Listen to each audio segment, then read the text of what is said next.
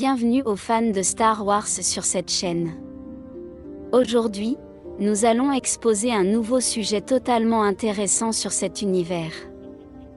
Elvark 170, également connu sous le nom de chasseur agressif Reconnaissance 170, est l'un des chasseurs les plus reconnaissables de l'univers Star Wars. Ce vaisseau, développé pour la République galactique, était un pilier pendant la guerre des clones. Conçu pour les missions de reconnaissance et de combat, Elvark 170 combinait puissance de feu et capacité d'endurance au combat, se distinguant par sa polyvalence et sa conception robuste. Largement utilisé par les clones, ce chasseur a joué un rôle central dans plusieurs campagnes majeures contre les forces séparatistes. Tout au long de son histoire, Elvark 170 a non seulement représenté la technologie militaire avancée de la République, mais aussi le dévouement et la bravoure de ses pilotes dans la lutte pour la paix et la stabilité galactique. Elvark 170 a été construit vers l'an 22 avenue Jésus-Christ, coïncidant avec le début de la guerre des clones.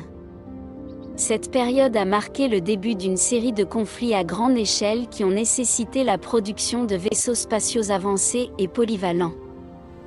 Le besoin de navires de combat capables d'effectuer à la fois des missions d'attaque et de reconnaissance a conduit à la création de Elvark 170, un navire capable de s'adapter à diverses situations sur le champ de bataille. La société responsable de la construction de Elvark 170 était Incom Corporation, en collaboration avec Subpro. Incom Corporation était déjà connue pour ses innovations dans la technologie aérospatiale, et avec Elvark 170, sa réputation a été encore cimentée. La conception de Elvark 170 reflétait une combinaison de force, de maniabilité et d'endurance, des caractéristiques qui en ont fait un outil vital pour la République pendant la guerre des clones. Au cours de ses premières années de service, Elvark 170 a été largement déployé par la République dans diverses missions de combat et de reconnaissance. Ses débuts à la bataille de Geonosis ont marqué son entrée en service, où il a démontré sa capacité à mener des opérations complexes sous le feu nourri de l'ennemi. Les pilotes clones ont trouvé dans Elvark 170 un engin fiable et efficace, capable d'engager des combattants séparatistes et de fournir un soutien crucial dans les batailles. Sa conception, qui permettait de mener à bien un équipage de 3 personnes, facilitait l'exécution de missions longues et dangereuses, assurant la collecte d'informations vitales et la réalisation d'objectifs stratégiques.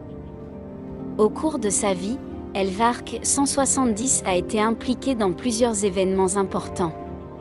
L'une de ses participations les plus notables a été la bataille de Coruscant, où il a joué un rôle crucial dans la défense de la capitale galactique contre l'attaque séparatiste.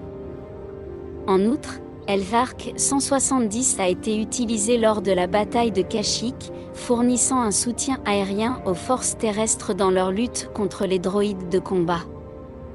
Ces batailles et d'autres ont démontré la capacité de Elvark 170 à s'adapter à divers théâtres d'opération et à remplir de multiples rôles, du combat direct à la reconnaissance tactique. L'importance d'Elvark 170 dans l'histoire galactique est significative. En tant que l'un des principaux chasseurs de la République pendant la guerre des clones, Elvark 170 a contribué à définir la stratégie militaire de la République. Sa capacité à mener simultanément des missions de reconnaissance et de combat en a fait un outil inestimable pour les commandants républicains. De plus, sa conception innovante a influencé le développement de futurs vaisseaux, comme le célèbre X-Wing utilisé par l'Alliance rebelle. L'héritage de Elvark 170 se reflète dans son impact durable sur la technologie militaire et les tactiques de combat spatial. Elvark 170 est resté en service jusqu'à la fin de la guerre des clones, et beaucoup de ses chasseurs ont ensuite été utilisés par l'Empire galactique dans les premières années de sa formation. Cependant, au fil du temps, Elvark 170 a été remplacé par des navires plus avancés et modernes, et de nombreuses unités ont été démantelées ou détruites au combat.